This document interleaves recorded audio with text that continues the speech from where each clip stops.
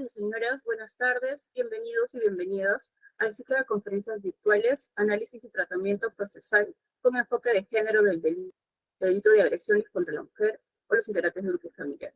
En esta ocasión saludamos al presidente de la Junta de Fiscales Superiores de Lima Norte, el doctor Marco Antonio Yaipen Zapata, a los señores fiscales superiores, a nuestra ponente invitada, la doctora Victoria de Rosario Morales Garay, a las y los señores fiscales adjuntos superiores, al presidente de la Junta de Fiscales Provinciales, el doctor Luis Felipe Chauca Palma, al coordinador académico de Lima Norte, el doctor Dante Emel Pimentel Cruzado, a las y los señores fiscales provinciales y adjuntos provinciales, y a la digna asistencia que nos acompaña hoy. Seguidamente tendremos las palabras de presentación del curso y de bienvenida a nuestro ponente invitado, a nuestra ponente invitada a cargo del coordinador académico de Lima Norte, el doctor Dante Emel Pimentel Cruzado. Doctor, buenas tardes. Por favor, si pudiera encender su micrófono y hacer uso de la palabra. Sí, gracias Mayara. Señores fiscales superiores, o señora doctor Felipe Chauca Palma, presidente de la Junta de Fiscales Provinciales de Lima Norte, señorita expositora Victoria del Rosario Morales Garay, fiscal adjunta superior de acá de nuestro distrito fiscal, señores fiscales provinciales, adjuntos y personal administrativo, muy buenas tardes, bienvenidos a este ciclo de conferencias virtuales, análisis y tratamiento procesal con enfoque de género del delito de agresión contra la mujer o integrantes del grupo familiar. Dentro del marco de capacitación que viene realizando la presidencia de la Junta de Fiscales Superiores y provinciales, así como la coordinación académica, ha considerado necesario llevar a cabo este ciclo de conferencias, especialmente pues al haber otorgado competencia a la Fiscalía de Familia de todo nuestro distrito para abocarse al conocimiento del delito de agresiones contra la mujer o integrantes del grupo familiar previstos en el artículo 122b, concordante con el artículo 124. Por ello, se ha tenido en consideración, esencialmente para desarrollar este ciclo de conferencias, 3 ejes temáticos. En primer orden, el enfoque de género en el análisis sustantivo y tratamiento procesal de este delito, que será será abordado esta tarde por nuestra ponente con experiencia en esta materia. Asimismo, como segundo eje temático tenemos el análisis sustantivo del delito de agresión contra la mujer integrante del grupo familiar, es decir, el análisis en sí del tipo penal, que será abordado, tratado por la doctora Yajaira, que nos acompañará el día miércoles, una fiscal adjunta superior de Arequipa, conocedora también de la materia. Y finalmente, para cerrar con el tratamiento procesal de este delito. O sea, queremos ver los 3 aspectos, ¿no? El enfoque de género, el análisis sustantivo del tipo penal y también su tratamiento procesal. Y desde luego, en esa línea también hemos, respecto al perfil de los expositores, hemos tomado en cuenta a colegas fiscales con experiencia en esta materia, ¿no? A quienes los hemos pedido que compartan sus experiencias, abordando básicamente en casos prácticos, ¿no? Que nos presenten, pues, desde el aspecto de la experiencia que ellos tienen, para de esta manera sea más enriquecedor para cada uno de nosotros. Así que, estimados participantes, convencidos de que de nuestra parte también, al término de cada exposición, haremos nuestras preguntas respecto a algunas dudas que podemos tener para que nuestros ponentes lo puedan absolver. Así que de esta manera esperamos pues que este curso, estamos convencidos de que va a ser muy enriquecedor y de esa manera pues va a coayudar en nuestra función que realizamos cada día. Entonces, de esta manera, nuevamente bienvenido a todos ustedes, a la señorita expositora de esta tarde, y muchas gracias. Adelante, Mayra. Muchas gracias por sus palabras, doctor. A continuación tendremos las palabras de inauguración del ciclo de conferencias virtuales a cargo del presidente de la Junta de Fiscales Provinciales de Lima Norte, el doctor Luis Felipe Chauca Palma. Doctor, buenas tardes. Si fuera tan amable de... Muchas gracias, Nayara.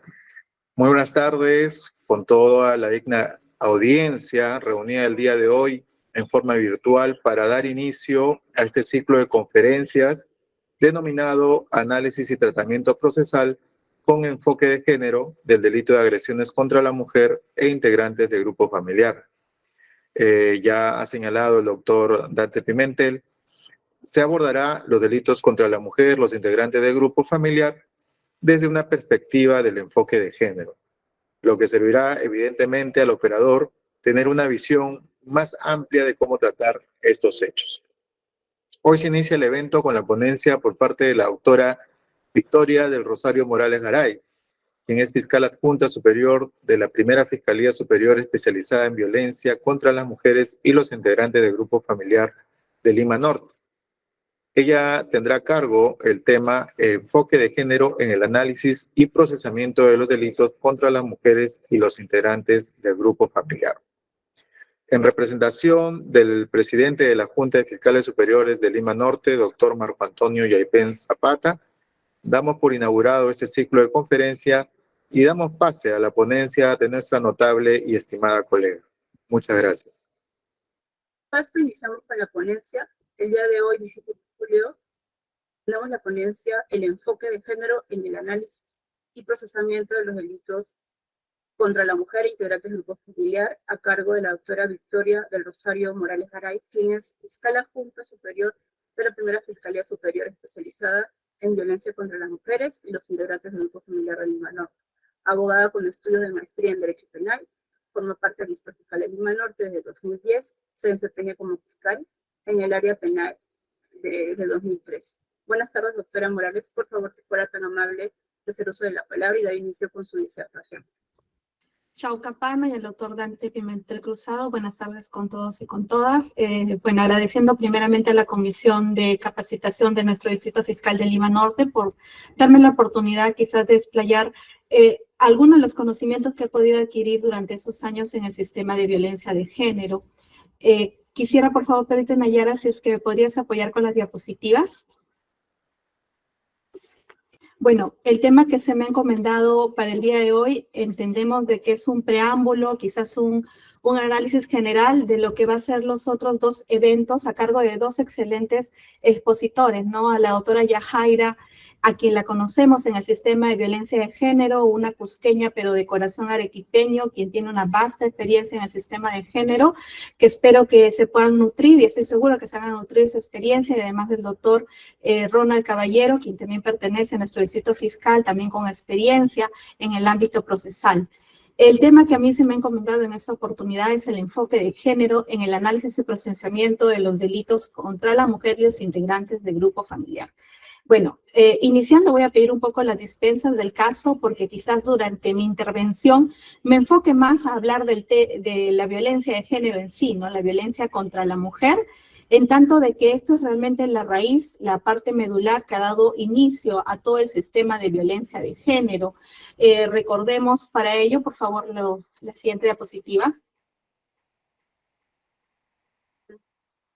Recordemos para ello que nuestro país no es ajeno tampoco a un control convencional y como tal pertenecemos a la comunidad jurídica internacional. En ese sentido es necesario poder hacer referencia de lo que es la violencia de género. Realmente tiene dos pilares convencionales esenciales, ¿no? Uno, que es la Convención sobre la Eliminación de toda forma de discriminación contra la mujer, CEDAW, que ha sido dada el 18 de diciembre del año 1979. Creo que pasamos ya los 40 años con esta convención.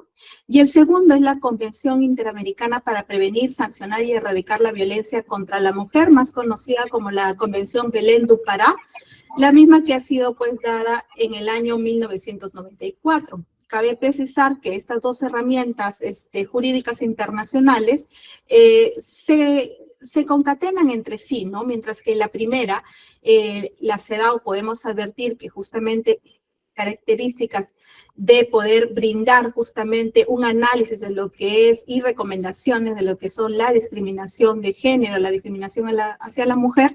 Ya el segundo, que es justamente la Convención de Belén du Pará, procura justamente la prevención y la erradicación de la violencia de género. Quiero un poco explayarme en relación al primero, que es el CEDAW, y cabe precisar que aquí, por ejemplo, encontramos la justificación por qué a la fecha contamos con la ley 30.364, ¿no? La ley para prevenir, sancionar y erradicar la violencia contra la mujer y los integrantes del grupo familiar. Cabe precisar que dentro de esta convención el Comité General ha brindado dos recomendaciones, ¿no? La primera, que es la recomendación general número 19, que es justamente, nos habla sobre las acciones penales y los recursos civiles. Al respecto, cabe verificar que esta recomendación general tiene en este enfoque muy marcado lo que es el ámbito preventivo, punitivo y correctivo de la violencia de género, la violencia hacia la mujer, y da recomendaciones concretas a los países miembros para que puedan justamente aterrizar o adecuar sus normas jurídicas a la afronte de los hechos de violencia de género, ¿no? Son muchas realmente las recomendaciones en concreto que se brindan acá en esta recomendación general número 19. Sin embargo, déjenme expresarle quizás las más relevantes para poder entender la necesidad justamente de sancionar de manera punitiva, de manera penal, los delitos de agresiones contra la mujer. En ello hace referencia, ¿no?, en esa recomendación general que se deben adoptar medidas para poder combatir los actos de violencia, no solamente en el ámbito público, sino también en el ámbito privado. Y es aquí donde van a ser quizás una de las características de los delitos de violencia de género, ¿no? El delito íntimo, ¿no? Donde muchas veces vamos a advertir durante las investigaciones, no tenemos mayores testigos presenciales más que los propios episodios que vive la víctima. Como otra recomendación, también nos dice que las leyes de violencia contra la mujer deben de tener un fin protector. Por eso es que nosotros podemos advertir que la ley 30.364 no solamente tiene un marco punitivo penal, sino que también abarca los que son ahora las medidas de protección. También nos hace referencia que entre las medidas necesarias para resolver los problemas de violencia familiar es necesario las sanciones penales y los recursos civiles de violencia de género. En ese sentido, podemos advertir que con esta ley 30.364, nuestro Código Penal se ha tenido también que adecuar a estas sanciones punitivas, hacia las mujeres. Nos hace también referencia en esta recomendación que los estados deben procurar refugios, asesoramiento, programas de rehabilitación y garantizar que las víctimas de violencia en la familia se encuentren sanas y salvas. También nos hace, no deja de lado al presunto agresor, en tanto que también hace referencia que es necesario que el Estado brinde también programas de rehabilitación en los casos de violencia en el hogar, ¿no? Esos son quizás las recomendaciones más esenciales y interesantes quizás para lo que es el ámbito punitivo del sistema de violencia contra la mujer. Asimismo, también como complemento y refuerzo de la recomendación general número 19, se ha dado también la recomendación general número 35, en la cual nos hace referencia de dos aspectos. Uno, que se debe procurar el acceso de las víctimas al sistema de justicia, y lo segundo y quizás más importante, ¿no?, que el sistema responda adecuadamente a todos los casos de violencia por razón de género, particularmente desde la aplicación del derecho penal. Es así como vamos dándonos cuenta de por qué ha nacido la ley 30.364, ¿no? Vamos así arribando a una primera conclusión de que esta ley 30.364 responde justamente a uno de los mandatos convencionales de crear un sistema no solamente protector, sino también un sistema sancionador de los delitos de género de violencia hacia la mujer. Asimismo, dentro de la Convención Belén du Pará, esta convención nos va a definir un poco lo que es la violencia contra la mujer, ¿no? La cual nos hace referencia, al igual que la anterior, que esta no solamente se da en el ámbito público, sino también en el ámbito privado. Y que esto, pues, debe entenderse la violencia contra la mujer como cualquier acción o conducta basada en género, que cause muerte, daño, sufrimiento físico, sexual, psicológico a la mujer, ¿no? También nos hace referencia de cuál es el ámbito de ejecución, ¿no? Nos dice de que esta violencia no solamente se puede dar también dentro de la familia, dentro de la unidad doméstica, dentro de relaciones interpersonales, ya sea porque el agresor comparte o haya compartido el mismo domicilio con la mujer y además comprende también los hechos de violencia, maltrato, abuso sexual hacia ella. La siguiente diapositiva, por favor. Ahora, ya viendo un poco explicado por qué se ha introducido en nuestro sistema jurídico la ley 30.364 y un poco para poder entrar al tema que nos aborda el día de hoy, quiero hacer quizás algunas precisiones de aspectos como es el sexo y género, ¿no? Muchas veces estos dos términos, sexo y género, están utilizados de manera como sinónimo. Existe quizás una confusión entre ambos términos, sin embargo es necesario hacer referencia de ello porque más adelante vamos a entender la importancia de poder identificar y diferenciar el sexo y el género, ¿no? Entendido pues el sexo como un conjunto de características básicamente biológicas, ¿no? Que está relacionado o diferencia lo que es la persona de una mujer o un varón, ¿no? ¿Cierto? En relación a ello, podemos, por ejemplo, señalar, ¿no? A manera de ejemplo, que cuando un bebé nace, se le diferencia por el sexo biológico, ¿no? Sus genitales, sus cromosomas, sus hormonas, ¿no? Eso quizás es la característica más sencilla que podemos identificar. Mientras que el género es una construcción social, que diferencia a las personas de femenino y masculino. Vamos a decir que quizás dentro de nuestra sociedad se ha repartido roles de manera natural, vamos a decirlo así, de varón y mujer, ¿no? Tanto es así que a veces identificamos que un varón o un hombre es una persona más fuerte, más aguerrida, incluso dentro de su aspecto sexual, quizás es una persona más vehemente. Quizás incluso también se puede decir que la sociedad ha internalizado que por ser varón incluso tiene más aporte en el ámbito político. Y en relación a la mujer se ha identificado dentro de la sociedad o se ha pretendido identificar dentro de la sociedad que las mujeres son más sensibles, más empáticas, más organizadas, somos más afectivas, ¿no? Son las características que se han ido instaurando dentro de nuestra sociedad, pero que justamente un sistema de género lo que busca es ir desterrando estos géneros, esos estereotipos de género, como más adelante lo vamos a ver. Por favor, la siguiente diapositiva.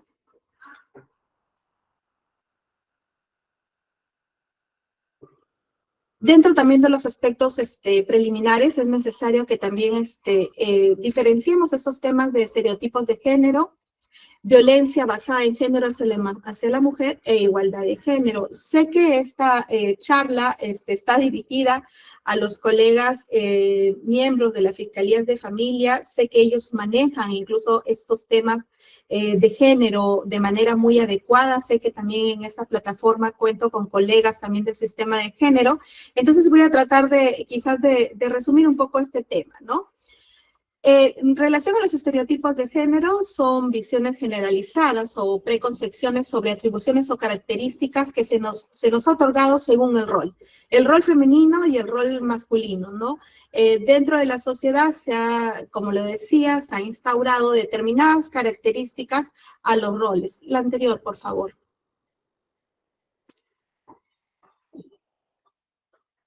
En lo que es la violencia basada en género, lo que hace referencia es justamente que identificando los estereotipos de género podemos advertir que existe una brecha muy amplia de formas de agresiones hacia la mujer, ¿no? Si bien es cierto, de manera estadística se hace referencia que son los varones quienes sufren mayores hechos de violencia, pero sin embargo los móviles son distintos. Y en esa condición es donde cambia la figura, donde podemos advertir que las mujeres que son víctimas de violencia, existe una brecha también muy amplia dentro de ellas, de que las mujeres han sido agredidas por estereotipos de género. ¿Qué es lo que buscamos?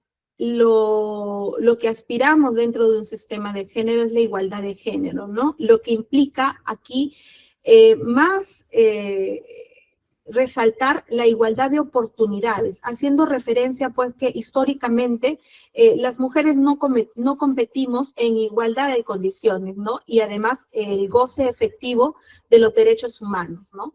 La siguiente, por favor. En relación al tema perspectiva de género, podemos advertir que la ley 30.364 nos da un concepto, ¿no? Nos reconoce la existencia de circunstancias asimétricas entre hombres y mujeres, construidas sobre la base de diferencias de género que se constituyen una de las principales causas de violencia hacia la mujer. En una realidad social, y quizás este es el concepto que yo manejo, en una realidad social, es evidente que existe la violencia hacia las mujeres, ¿no? Y esto sin determinar justamente las edades, ¿no? Podemos advertir que existen niñas, adolescentes, jóvenes, mujeres adultas y adultas mayores que son sometidas a la violencia con estereotipo de género.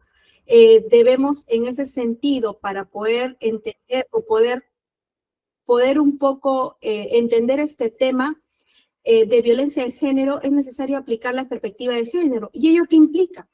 Que necesariamente tenemos que conocer esta realidad de violencia de género, no en un ámbito micro, sino en un ámbito macro, y es necesario conocerla y comprenderla en toda su extensión. Cuando hablamos de perspectiva de género, significa mirar y reconocer que existen prácticas y relaciones sociales en las que se emplean estereotipos de género que conllevan a la discriminación por razones de género.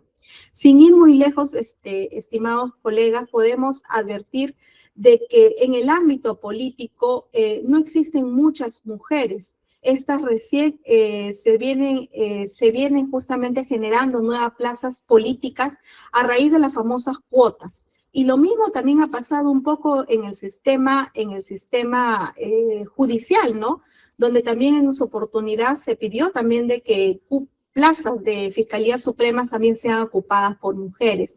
Claro, unas personas dirán, esto no puede ser eso así, porque cada uno llega por mérito propio.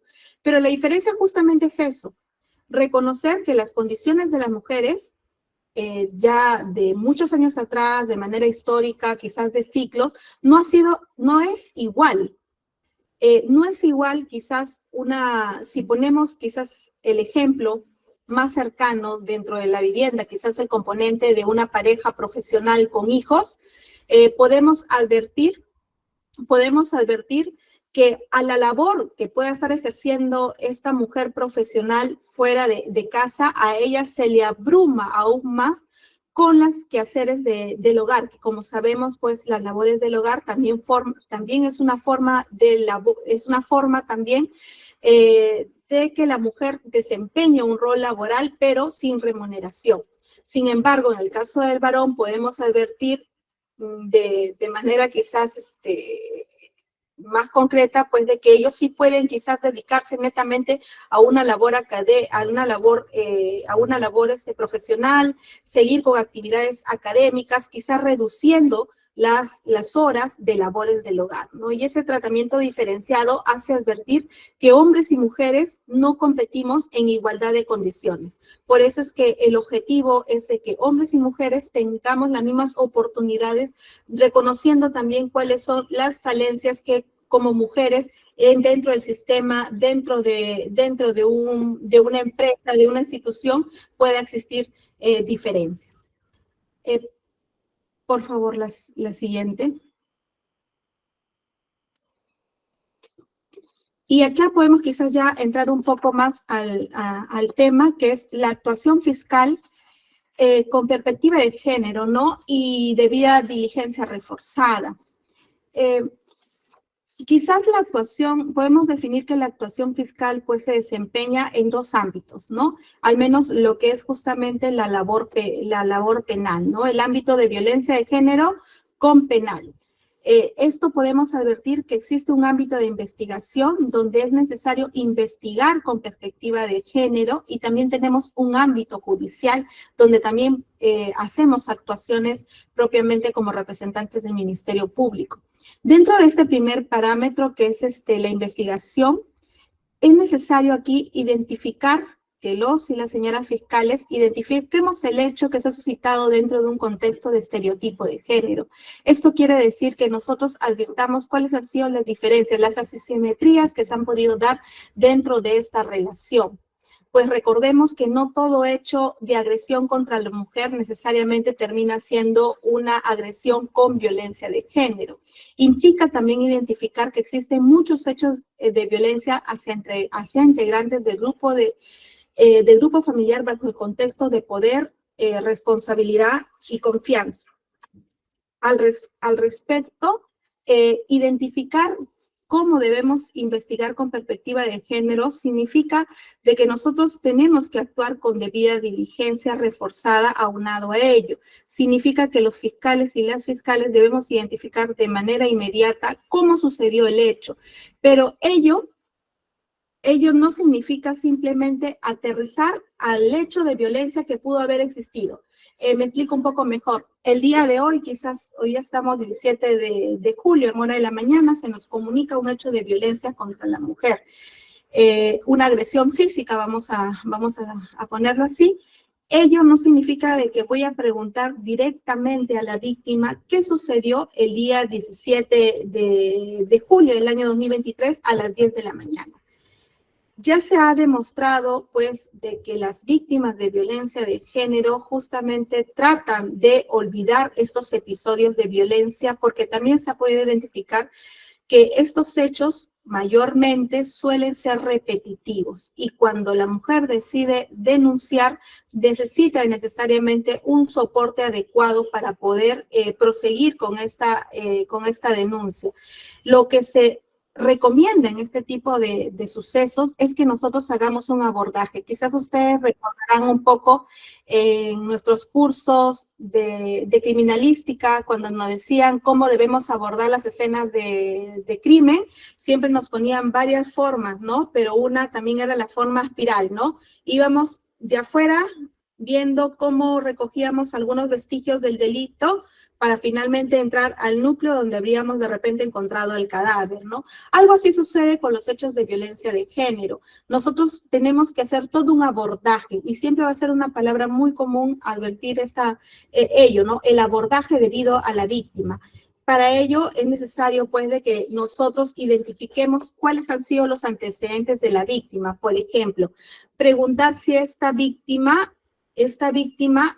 cuánto tiempo de convivencia tiene con esta persona, cuántos hijos tiene con esta persona, cuál es su forma de poder solventar los gastos del hogar en esta relación. Esto no va a poder advertir si es que esta víctima es o no es quizás dependiente económicamente o quizás emocionalmente. Saber dónde han sucedido los hechos. Muchas veces estos hechos se suscitan dentro del ambiente porque viven quizás en la vivienda de un familiar de los padres, por ejemplo, del agresor. Donde la víctima pues se ve justamente sometida a quizás no proseguir con esta denuncia y tenga que y lamentablemente vamos a encontrar dentro de las actividades fiscales y judiciales a una víctima incluso hasta hostil, ¿no? Que quiere retractarse e incluso variar la declaración de la misma. Entonces, cuando aquí hablamos de perspectiva de género, cabe precisar de que nuestro Ministerio Público tiene también una directiva de actuación de los fiscales para los delitos de violencia de género, ¿no? Y en este aspecto nos hace referencia de que tenemos como fiscales poner a la víctima como el centro de la investigación. Y esto justamente implica conocer cuáles son sus necesidades, cuál es su historia de vida, con qué soportes y recursos ella cuenta. Implica también un trato empático, no solamente a la víctima. En un hecho de violencia, a diferencia quizás de lo que es netamente el ámbito penal, ya con perspectiva de género, no solamente importa identificar que este hecho, esta repercusión, este impacto solamente va a generar en la víctima, sino también ver hacia alrededor, y esto vamos a considerar lo que se conoce como las víctimas indirectas, que va a repercutir en los hijos, por ejemplo, de esta relación. Implica también de que con perspectiva de género aprendamos a identificar las necesidades diferenciadas. Si bien es cierto, estamos en Lima, en la ciudad capital, pero sin embargo podemos advertir que quizás al interior del país vamos a encontrarnos con otras realidades. Quizás mujeres quechohablantes, a las cuales justamente tenemos que emplear traductores, o incluso, ¿no? Ahorita quizás lo recuerdo, ¿no? Dentro de las investigaciones tenemos muchos casos de mujeres víctimas de violencia, pues que son de otras nacionalidades y que se encuentran en nuestro país, y que como sabemos, pues ellos han migrado por una situación política muy difícil de su país, y ellos lamentablemente hace de que ellas tengan que vivir condicionadas al ciclo de la violencia que pueda otorgarle sus parejas, ¿no? Y esas situaciones es que nosotros tenemos que atenderlas. Tenemos a través, por ejemplo, de UDAVIT, poder identificar cuáles son los soportes más inmediatos para la víctima, o si no, fuera de ello, quizás fuera de ello, UDAVIT también cuenta con un presupuesto que, claro, sabemos que es mínimo, pero sin embargo, en situaciones extremas creo que sí es factible poder aplicarlo, ¿no? También es necesario garantizar la confiabilidad, confidencialidad de estos hechos, ¿no? Obviamente, si bien es cierto, como Ministerio Público tratamos de informar a la sociedad sobre los avances que venimos realizando como institución, sin embargo, esto no es óbice para que nosotros respetemos justamente el secreto de la investigación, ¿no? Y justamente salvaguardar también la integridad de la víctima, ¿no? Es necesario también que nosotros podamos adecuar dentro de nuestros despachos fiscales ambientes amigables.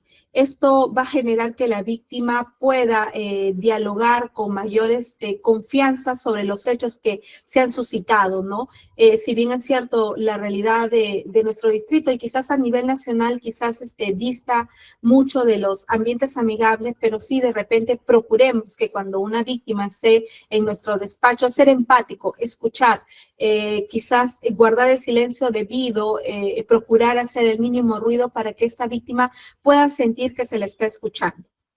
Evitar la revictimización, y este es un tema muy importante. En la mañana conversaba con un colega y decía de que estos hechos, esto de la violencia de género quizás es algo que se ha venido dando de data atrás, y quizás vamos a decir que la violencia es estructural, y así es estructural, y quizás nosotros mismos estamos arraigados quizás de una cultura machista, ¿no?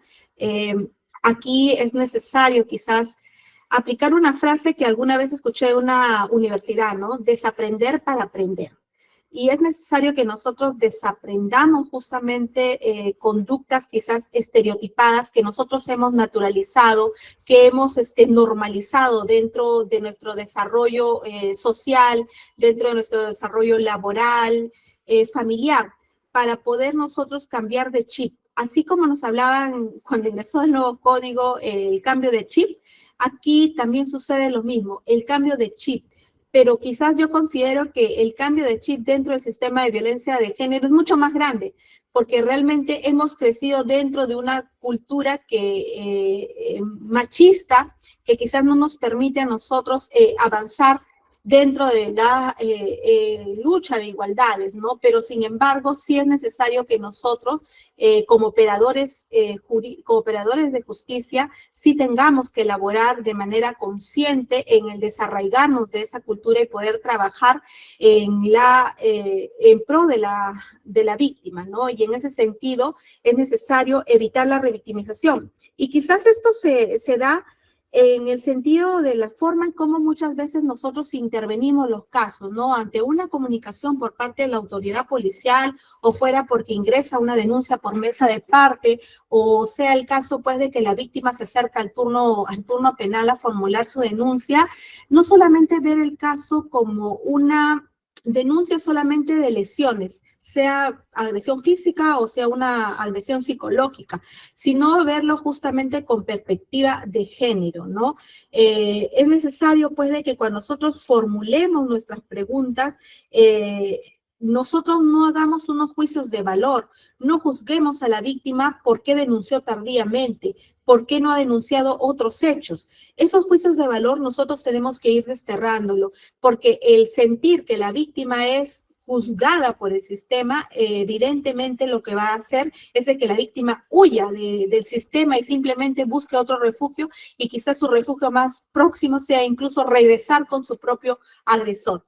En ese sentido, también es necesario, pues, ¿no?, de que nosotros nos apartemos quizás de algunos prejuicios, ¿no? De juzgar a la víctima, a la mujer, por la forma como se desenvuelve, por la forma en cómo ella quizás viste, por la forma en cómo sucedieron los hechos. Recordemos, pues, de que incluso una forma de estereotipo de género, cuando hablamos que la mujer es propiedad del hombre, que es un estereotipo, muchas veces dicen, ¿no? La conducta transgresora es porque la mujer piensa que es infiel o ha sido infiel, y así fuera el último caso, nosotros tenemos que desarrollar esos prejuicios, ¿no? Y para ello traigo quizás a colación un caso de la Corte, en la cual, en el caso de Claudina Velázquez País, ¿no? Esto es versus Guatemala, en la cual se hace referencia, pues, de que ella, Claudina, era una joven estudiante también de ciencias jurídicas y sociales. Ese día, pues, de los hechos, ella sale de su domicilio junto con su hermano a la universidad. Sin embargo, en el camino, bueno, luego de su actividad estudiantil, pues, participó en una actividad social, estuvo en un evento, pasaron más de 10, lamentablemente pasaron horas.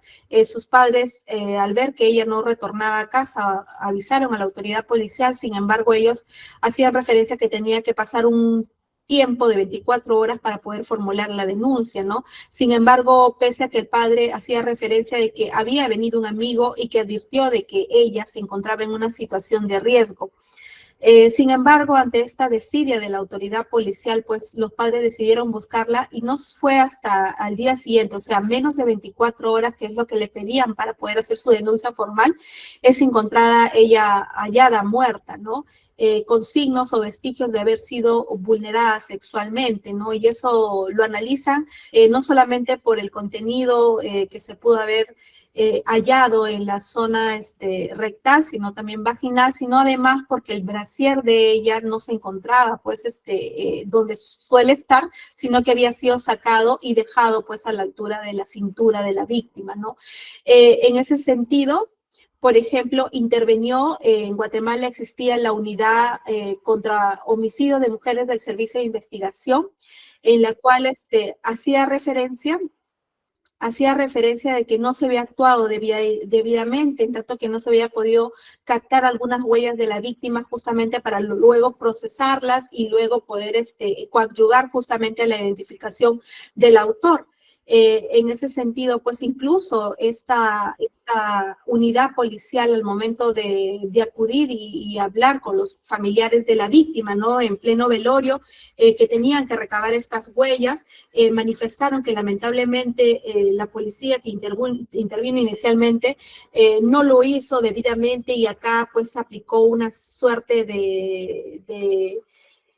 de prejuicio, ¿no? Y en tanto que ellos decían, pues, de que por el lugar donde apareció el cuerpo, ¿no?, que era un descampado, ¿no? Decían, además, por la forma como ella vestía o fue hallada al momento que encontraron su cadáver, ¿no? O sea, ahí decían, ella portaba una gargantilla en el cuello, y además porque portaba un arete en el cuerpo, perdón, portaba un arete en el ombligo, ¿no?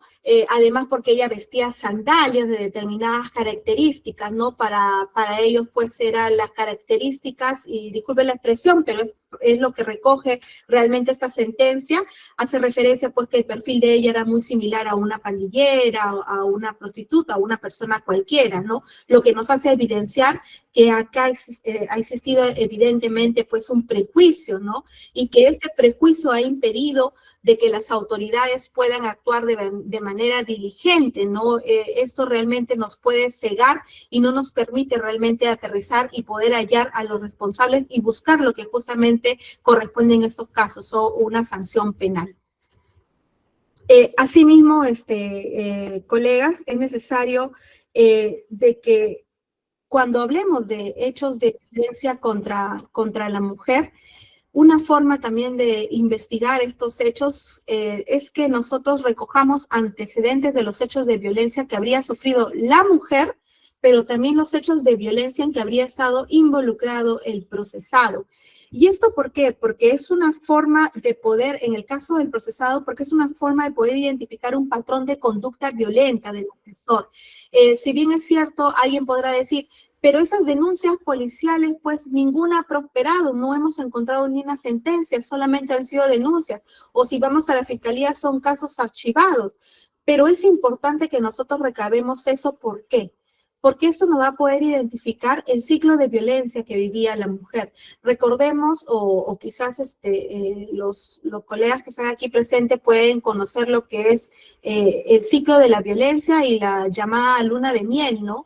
Donde la víctima, si no recibe un soporte adecuado, pues termina justamente reconciliándose y minimizando los actos de violencia e incluso pensando, ¿no?, que las consecuencias que pueda sufrir su agresor son más devastadoras, y devastadoras entre comillas lo digo, frente a lo que ella sufrió, ¿no? El desmedro quizás a su integridad física, a su integridad psicológica, a su dignidad, y por esa razón es necesario que nosotros postulemos, cuando hagamos una construcción de los hechos, postulemos sin temor alguno que esos hechos de violencia, que a pesar que no han prosperado, pues nos pueden identificar el ciclo de violencia que vive la víctima. Asimismo, es necesario que recabemos, como le hacía referencia, los otros antecedentes que pueda tener el agresor con otras víctimas, porque vamos a poder acreditar de esta manera o vamos a poder aparejar quizás a un protocolo de pericia psicológica al imputado sus rasgos justamente de violencia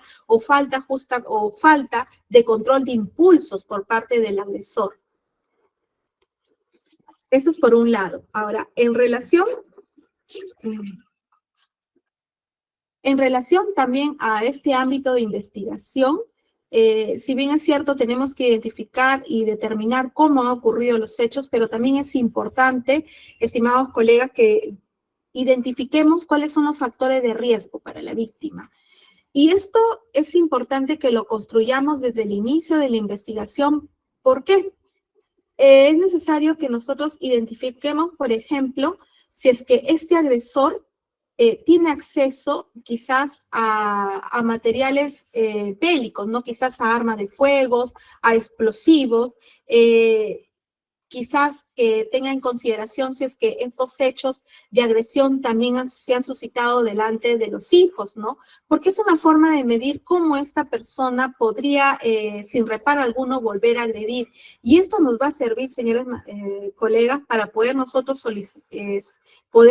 saber cuáles son las medidas de protección más adecuadas. Y en caso, pues, ustedes decidan incluso optar quizás por una formalización de investigación preparatoria con mandato de comparecencia con restricciones, esto quizás le va a poder a ustedes ayudar para solicitar cuáles serían esas medidas de restricciones más adecuadas para el caso en concreto. Asimismo, colegas, esto es en relación a lo que correspondería al ámbito de investigación fiscal, quizás al ámbito de investigación preliminar, de investigación preparatoria. Pero también recordemos que el Ministerio Público postula también en reiteradas oportunidades, pues, al ámbito judicial, ¿no? Ya sea por un requerimiento de formalización de investigación preparatoria y probable juicio oral, quizás por una acusación directa, quizás por un proceso inmediato, ¿no? ¿Y cuál es la necesidad? Si bien es cierto, al Poder Judicial se le obliga a ellos ya a través también de diversos pronunciamientos pronunciamientos de la Corte, incluso también de la Corte Suprema y de la Corte Interamericana, de que deban de juzgar con perspectiva de género. Ella no es óbice para que nosotros, como representantes del Ministerio Público, logremos persuadir al juzgador para que emita decisiones con perspectiva de género, ¿no? ¿Y esto qué implica, no? Como yo les decía referencia, la víctima, cuando va a juicio oral, suele manifestar todo lo contrario a los hechos, no minimiza, a pesar de que existe otras evidencias que corroboran este hecho de violencia, suelen negar o incluso prefieren no declarar e incluso no se presentan a la actividad judicial, ¿no? Un juez que quizás no tenga perspectiva de género, lo que va a decir, bueno, si no tengo a la testigo fundamental, que es la víctima, pues no tengo caso, ¿no? Y voy a absolver esta causa, ¿no? Pero sin embargo, es necesario, por ejemplo, que dentro del juicio oral, por ejemplo, la víctima cuando concurra al plenario y ella decida, pues, decir, no recuerdo, manejar las técnicas justamente de refrescamiento de memoria. O quizás cuando diga, no sucedió así, la versión ha sido otra, incluso, ¿no? Que no les sorprenda que les diga que la policía me presionó o incluso que la fiscal me presionó, ¿no? Es necesario en ese aspecto, pues justamente evidenciar contradicción, hacer referencia, pues, de que se ha garantizado a nivel preliminar justamente que la declaración de la víctima, pues, sea de manera debida, ¿no? Procurando también el derecho de defensa de la parte procesada. Y eso también es importante que quizás cuando ustedes al plenario no tengan a una víctima colaboradora en ese momento, pues ustedes usen justamente esos argumentos o esos recaudos que ustedes han tenido a nivel preliminar. Y esto es, por ejemplo, ¿no? Los antecedentes de denuncias policiales, los antecedentes quizás de hechos ante la fiscalía, en la cual ustedes van a poder ilustrar con mejor claridad que la víctima se encuentra dentro de la fase, pues, del ciclo de la violencia y que probablemente esté en la famosa luna de miel, ¿no? Y que esto le va a poder ayudar a ustedes para poder sentir y poder advertir al jugador de que tenemos a una víctima frente a nosotros. En este ámbito también es necesario que nosotros, como operadores de justicia, busquemos también una reparación civil con perspectiva de género.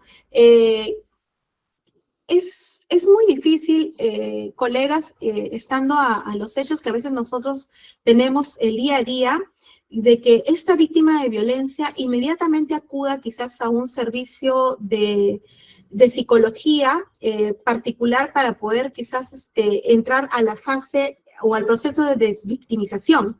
Es muy difícil por sus propias carencias socioeconómicas, ¿no? Si bien es cierto, el Estado le brinda atención para su recuperación a nivel estatal, pero sin embargo al no tener una frecuencia, muchas veces no podemos encontrar la recuperación inmediata de la víctima, ¿no? Y por eso es que podemos advertir que la víctima vuelve a estas situaciones de violencia.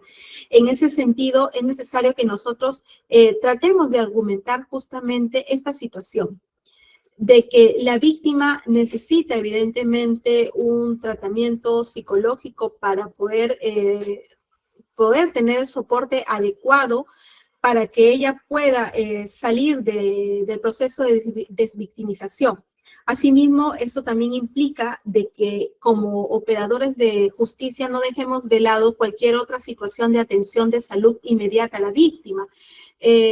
Esto es, ¿no? Que si la víctima nos hace referencia, ¿no? Por ejemplo, pongo el caso siguiente, ¿no? Que la víctima nos diga, me golpeó porque yo no quise tener relaciones sexuales con él, porque yo sé que él tiene una enfermedad, una ETS, ¿no? Y ya me contagió y yo ya no quiero seguir con lo mismo, ¿no? Entonces es necesario quizás no solamente quedarnos en ese ámbito, sino también poder nosotros expedir el oficio respectivo para que esta víctima pueda tener una atención médica. En resumen, queridos colegas, el actuar del fiscal con perspectiva de género no solamente se centra al hecho ocurrido de violencia en determinada hora y en determinado día, sino que esto debe abarcar todo un abanico de visión por parte de nosotros, ¿no? Tener una visión amplia de lo que pudo haber sido la historia de vida de la agraviada, lo que sucedió el día de los hechos y lo que puede repercutir de proseguir con este proceso, ¿no? Y que obviamente tenemos que dar el soporte adecuado a la víctima. Por favor, Nayara, la próxima diapositiva. En este punto, colegas, también es necesario hacer referencia que muchas veces hemos escuchado, quizás dentro de las investigaciones, que nos dicen que debemos actuar con debida diligencia. Dentro del sistema de género, lo que ya se procura y es quizás uno de los principios madres dentro de nuestro sistema de género, es la debida diligencia reforzada. ¿Y esto qué significa, no? Que nosotros debemos de tener presente de que los hechos de violencia, al ser estructural, al ser cíclico, es muy probable de que este evento, si es que no atendemos con la debida diligencia, con la debida atención, puede volver a suceder, ¿no? Por eso es que es necesario aplicar acá la debida diligencia reforzada, ¿no? Que implica, pues, de que nosotros investiguemos de manera inmediata, eficiente y exhaustiva.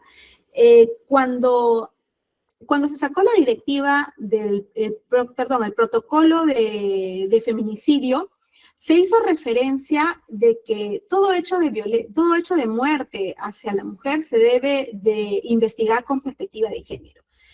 Yo creo que diría de que todo hecho, no solamente de muerte, todo hecho de agresión contra la mujer debe primar unas gafas, lo que nosotros conocemos las gafas de perspectiva de género, ¿no? Inmediatamente nosotros enfocarnos e identificar por qué es que pudo haber sido agredida la víctima, si es que dentro de esta agresión existió justamente un estereotipo, una situación de discriminación hacia ella. Implica también la debida diligencia reforzada, explorar todas las líneas de investigación posible, ¿no? Que permita recabar información para determinar la naturaleza, el momento, las circunstancias del hecho, ¿no? Y con ello creo que voy a volver a reiterar quizás de que un hecho de violencia contra la mujer no solamente se ciñe al episodio sucedido el día 17 de julio del 2023 a las 10 de la mañana, sino que implica nuevamente ver esto como un abanico en amplitud y un abanico abierto, no en amplitud. Implica también el actuar con imparcialidad, evitando frases estereotipadas, ¿no? Nosotros no podemos prejuzgar a la víctima, debemos desarraigarnos de nuestros prejuicios propios, quizás que de manera inconsciente hemos adquirido dentro de nuestra sociedad, ¿no? Implica también recibir la denuncia de manera inmediata y disponer las medidas urgentes e impostergables, ¿no?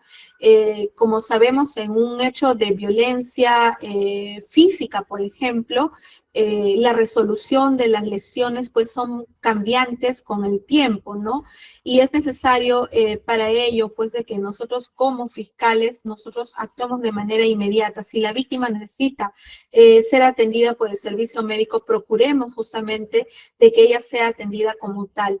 Si se requiere incluso la ampliación de algún informe médico, procuremos también que ella pueda tener acceso a ello, ¿no? Con el objeto pues de poder no solamente resguardar el estado de salud de la víctima, sino además que esto nos sirvan como elementos para probablemente nuestro proceso judicial, ¿no? En relación a ellos, colegas, actuar con debida diligencia implica que nosotros nos pongamos las gafas de perspectiva de género, pero que también abramos los oídos a las situaciones no solamente de la víctima, sino lo que sucede a su alrededor. Y acá quizás les voy a traer a colación el caso González Carreño versus España, ¿no? ¿Y qué pasó en este caso? Y con este caso nació la conocida violencia vicaria, ¿no? La señora Ángela González Carreño era una mujer también víctima de violencia contra la mujer por parte de su ex conviviente y padre de su hija, ¿no? ella denunció ante las autoridades e hizo referencia a que muchos de los episodios de violencia se habrían suscitado delante de su hija. Por eso es que ella pedía de que la tenencia de su hija sea variada, ¿no? E incluso que si se le otorgaba el régimen de visita, de que ésta incluso sea supervisada, pero sin embargo esto no fue atendido por las autoridades españolas. Se hizo caso omiso a su pedido y realmente no se atendió en amplitud lo que ella decía, ¿no? No solamente la violencia era hacia ella, la violencia indirecta era hacia su hija, que pudo haber percibido los hechos de violencia y que no se tomó ninguna acción al respecto.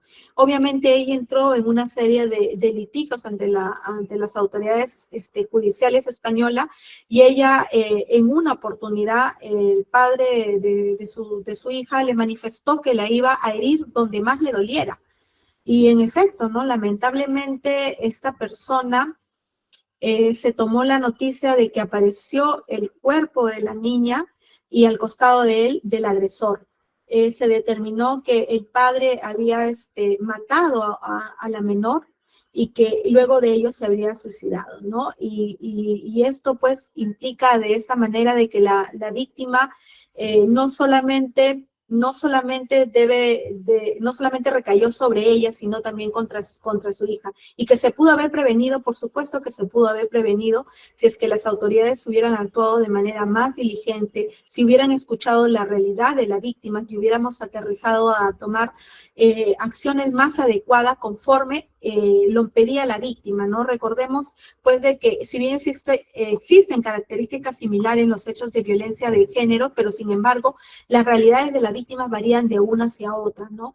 Y esto influye por muchos factores sociales, básicamente, que pueden diferenciar un caso del otro. La siguiente, por favor, Nayara.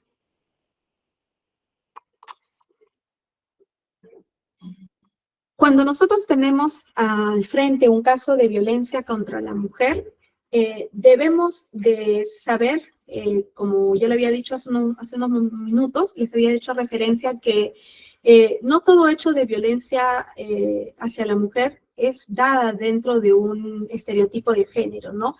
Y como operadores de justicia nos corresponde identificar cuáles son esos estereotipos de género, porque justamente esos estereotipos de género responden a las situaciones de asimetría que pueda sufrir la víctima. En ese sentido, cuando nosotros hagamos nuestras postulaciones, será necesario que nosotros podamos identificar determinados estereotipos. Por ejemplo, cuando hablamos del estereotipo de género, la mujer en posesión del varón ha sido o quiere ser su pareja. Este estereotipo se da por una serie de conductas, ¿no? El agresor somete a la víctima, sea física o psicológicamente, porque considera que la mujer ha transgredido un estereotipo de género exigido, entre comillas, e implantado por la sociedad, ¿no? Y hace referencia, pues, de que sanciona a la mujer, y es una forma de sancionar a la mujer, de agredirla física o psicológicamente, porque la mujer termina una relación romántica, porque la mujer no quiere iniciar una relación romántica o no quiere retomar la relación con esta persona, ¿no? Sin necesidad de que haya existido una agresión previa. O podemos decir que el hombre sanciona a la mujer porque ella presuntamente o efectivamente le ha sido infiel, ¿no? O si no, hace referencia, por ejemplo, que sanciona a la mujer porque la mujer decidió de repente iniciar una nueva relación sentimental con otra mujer, con otra persona, ¿no? O quizás porque otra forma quizás de controlar y pensar de que la mujer es de su posesión es quizás porque la mujer quiere controlar su vida, la vida de esta fémina a través de las redes sociales, de su teléfono celular o lo que fuere, ¿no? Identificando nosotros qué es lo que para el agresor había hecho la mujer, podemos nosotros decir que existe un estereotipo de género porque la mujer es posesión del varón. Y eso es lo que se sanciona.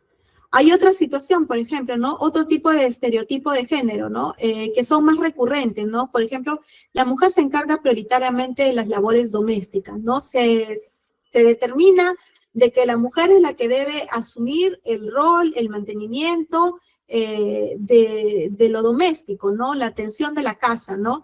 Y se puede justamente sancionar a la mujer, agredir a la mujer porque la mujer gana más dinero que el varón y obviamente esto desmedra su condición de hombre, ¿no? Que la mujer pueda ser la que lleve más recursos económicos a la mujer, al hogar.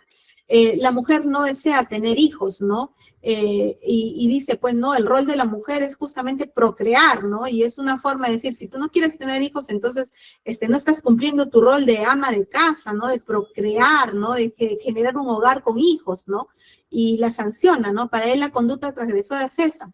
La mujer no prioriza, por ejemplo, el cuidado de los hijos, la preparación de los alimentos, la limpieza del hogar, ¿no? Y eso es muy recurrente quizás en el sistema de violencia de género, ¿no?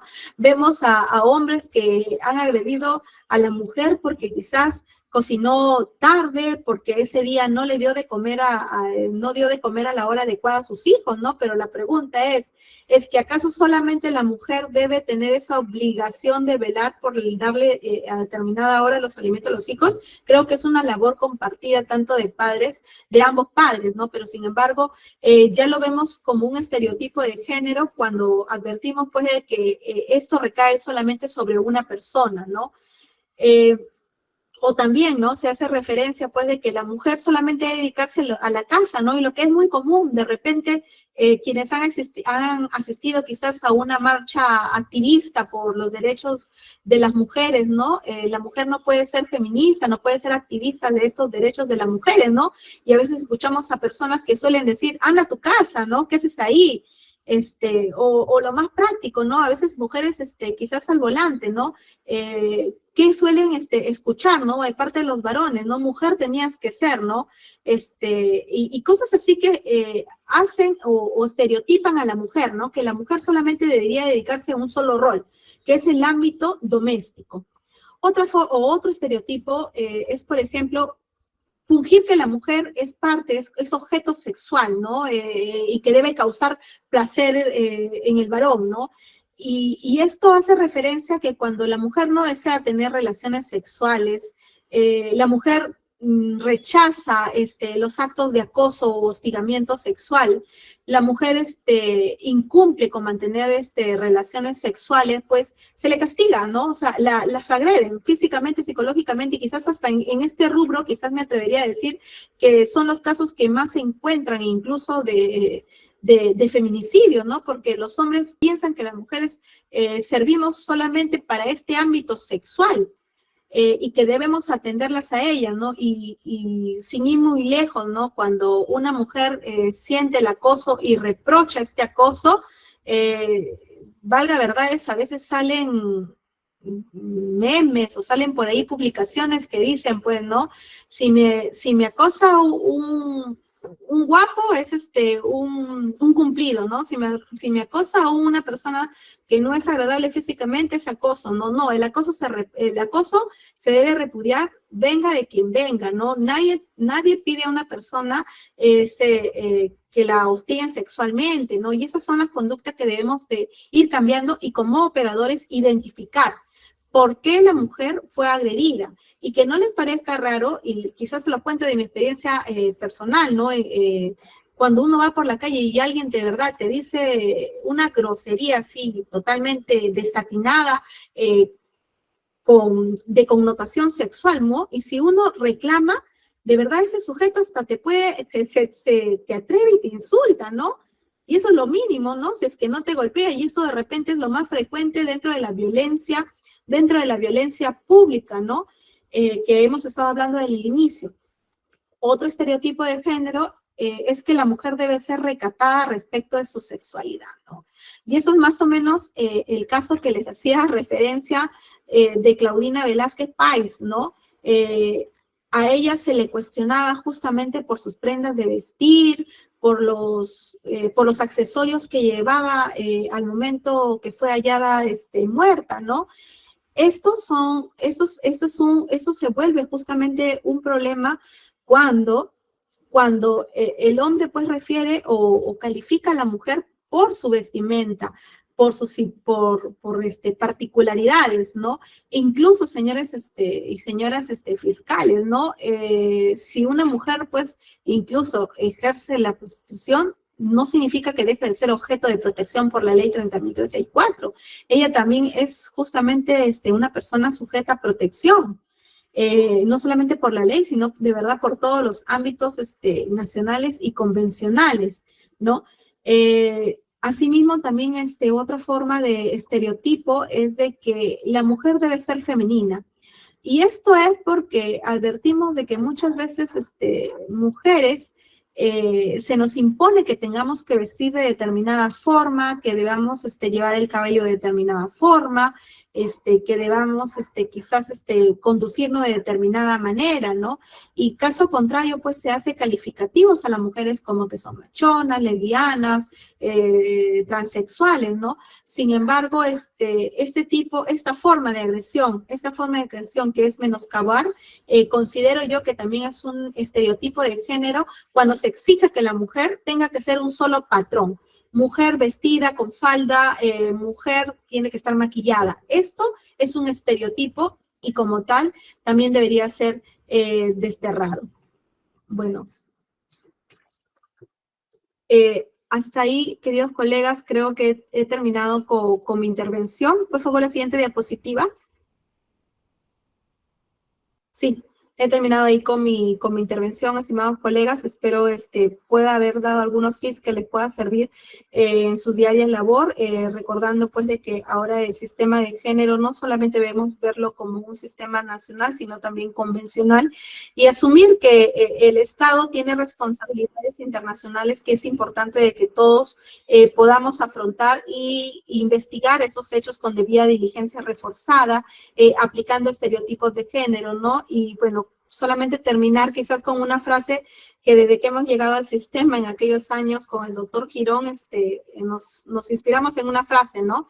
Y quizás la quiero compartir para todos ustedes, ¿no? Aceptemos el compromiso personal de no cometer, ni permitir, ni silenciar la violencia contra las mujeres y los integrantes del grupo familiar. Muchas gracias. Veo que el doctor Rafael José Rosario Cornejo ha levantado la mano. ¿Puede intervenir, doctor? Quería hacer una pregunta, doctora. Usted señala que no debemos de prejuzgar a la hora que se pone una denuncia de violencia contra la mujer, ¿verdad? No debemos prejuzgar y debemos tratarla con todo el respeto y tratarla como víctima que es esta denunciante, ¿correcto, doctora? Correcto. Entonces, mi pregunta orienta en lo siguiente, doctora. Si nosotros no debemos prejuzgar y la debemos tratar como víctima, no estaríamos vulnerando de esa manera y prejuzgando a la persona que está siendo denunciada, en tanto no sabemos si lo que se denuncia es cierto, y ya estaríamos prejuzgando, dándole la calidad de víctima a una persona que no ha probado efectivamente ser víctima de lo que denuncia.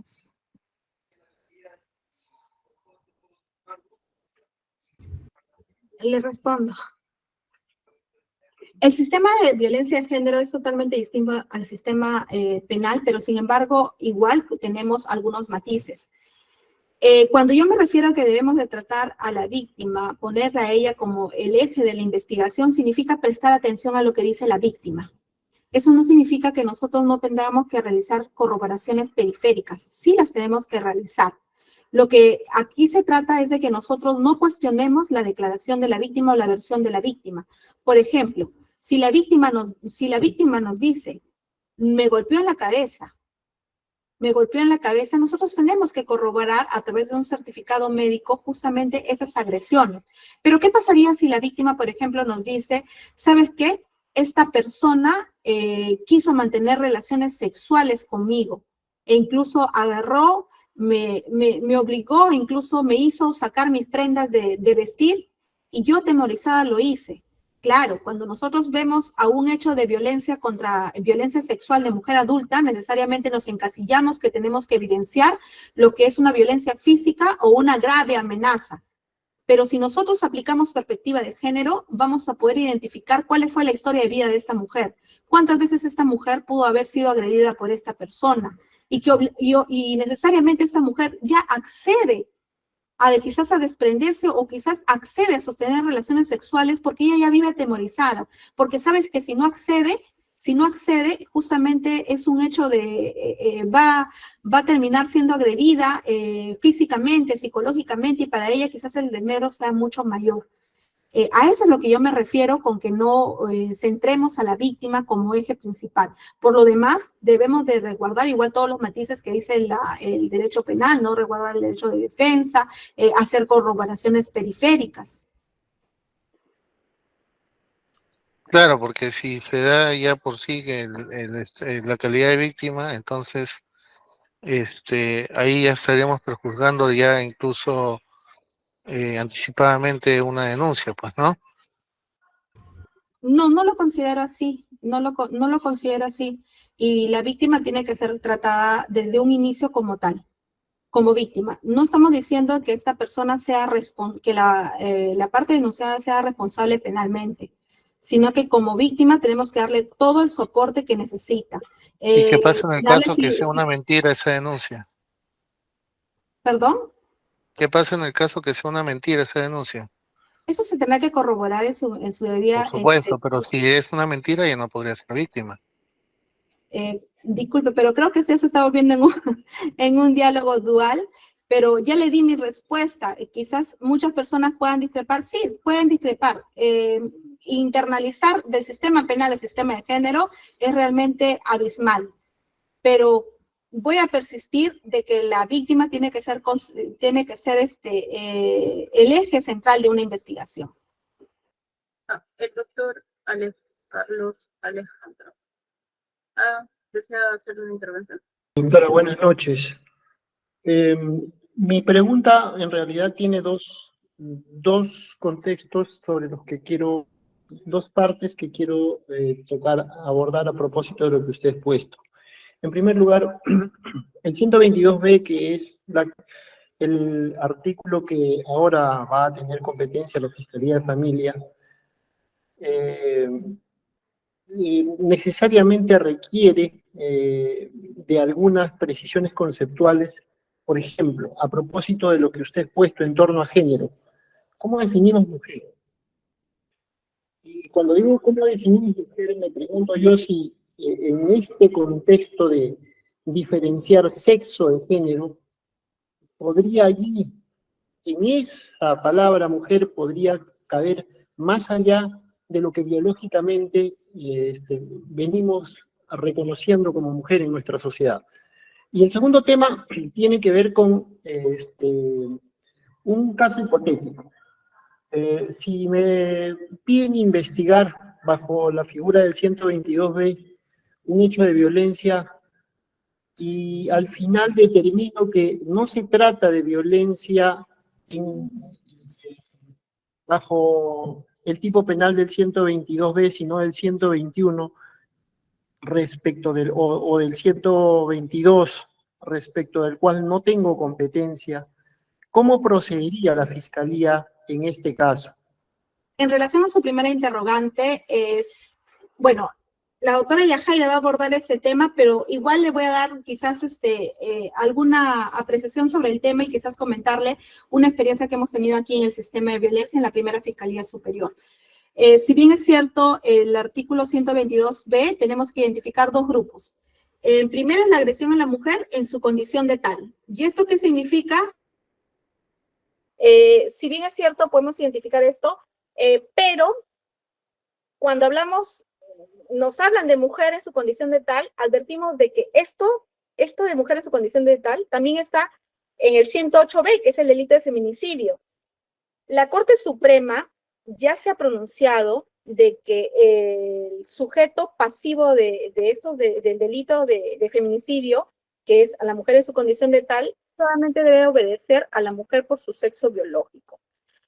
Particularmente, también ha dicho de que el sujeto activo solamente puede ser un varón. Discrepo de esa posición de la Corte Suprema. discrepamos quizás un grupo de fiscales en tanto que consideramos de que esta ley marco, que es una ley convencional, no impediría pues de que se pueda también proteger a otras personas siempre y cuando esto haya sido por estereotipo de género. Por ejemplo, supongamos en una relación quizás de una pareja lésbica, en la cual, por ejemplo, lógicamente sabemos que son dos mujeres y de repente uno ocupa el rol quizás masculino dentro de la relación y la agrede a esta mujer, la agrede a esta mujer físicamente, la agrede físicamente por quizás haber roto algún estereotipo de género, ¿no? Supongamos que quizás no se deja controlar sus redes sociales y la agrede en ese contexto. Quizás dirían no, pero nosotros consideramos de que sí, porque acá sí estamos viendo que una mujer se ve afectada como un estereotipo de género. Y lo mismo pasaría con una persona transexual. Incluso, colegas, hubo un caso, acá hay el curso fiscal que estuvo a cargo de ese casito, está en este auditorio virtual. Se tuvo un caso de feminicidio donde incluso se condenó como cómplice a una mujer por el delito de feminicidio, tal cual, así, por feminicidio. Obviamente, la parte vencida, que fue justamente la procesada, ha interpuesto recurso de casación. Nosotros estamos atentos a ver qué es lo que sucede para dar nuestro aporte quizás ya en la Fiscalía Suprema, porque consideramos de que esto de que se haya limitado solamente a que los sujetos activos y pasivos determine a hombre y a mujer, consideramos de que esto es muy restringido y que más bien esto debería ampliarse si la idea es justamente sancionar por estereotipos de género. En relación a la segunda pregunta, en la cual usted me hacía referencia de cómo actuar si es que a la Fiscalía de Violencia, perdón, a la Fiscalía Civil y de Familia solamente le han dado la competencia material para los delitos del 122B, concordante con el 124B, pero quizás dentro de las investigaciones de repente determinan de que este hecho pues no es de su competencia material. Bueno, si no es de su competencia material, considero de que el sistema de violencia que sí nos han dado también competencia material para los delitos del 122 se ha remitido pues a la fiscalía que compete, pues no necesariamente tenga que asumir una competencia, ¿no? Pero mientras que no se determine, sí es obligación de todos los operadores asumir esa investigación. No sé, doctor, si pude haber dado respuesta a sus interrogantes. Ok, doctora, solamente hacer una acotación en torno a lo primero, ¿no? El Tribunal Constitucional ha tomado una posición que se distancia de lo que dice la Corte Suprema, aun cuando en realidad el tema aún queda pendiente de zanjarse en torno a la autoría del delito de feminicidio y desde luego, ¿no? Es un nivel macro, en un nivel de menor entidad podríamos estar hablando de lo mismo a propósito del 122B. Sí, doctor, solamente para acotar algo, ¿no? Y quizás le voy a dar un ejemplo que lo coloca mucho la doctora Ingrid Díaz Castillo. Me voy a robar su ejemplo de la doctora, ¿no? Y ella también está en desacuerdo que el ámbito del sujeto activo solamente se haya determinado que sea el varón por el sexo biológico, ¿no? Y ella pone el ejemplo, ¿no? ¿Qué pasa en el caso de dos hermanas que han sido criadas dentro de la dogma extrema del catolicismo, ¿no? Y que como tal, ellas podrían solamente tener acceso al disfrute sexual solamente a partir del matrimonio católico, ¿no? Y resulta pues que una de ellas le confiesa a la otra hermana que ha tenido relaciones antes del matrimonio, ¿no? Y bajo esa situación la castiga, ¿no? La golpea, la agrede, ¿no? ¿Advertimos ahí estereotipo de género? Sí, advertimos estereotipo de género, ¿no? La mujer tiene que ser recatada en su sexualidad, ¿no? Segundo, ¿no? Advertimos que ha sido a una mujer, sí, ha sido a una mujer. La única variante es el estereotipo, pero si el sentido de la norma y el marco convencional es sancionar toda violencia de género, considero de que sí debería también sancionarse a esta hermana justamente por haber agredido, en este ejemplo, ¿no? Haber agredido en su condición de tal. Muchas gracias a todos por sus preguntas e intervenciones.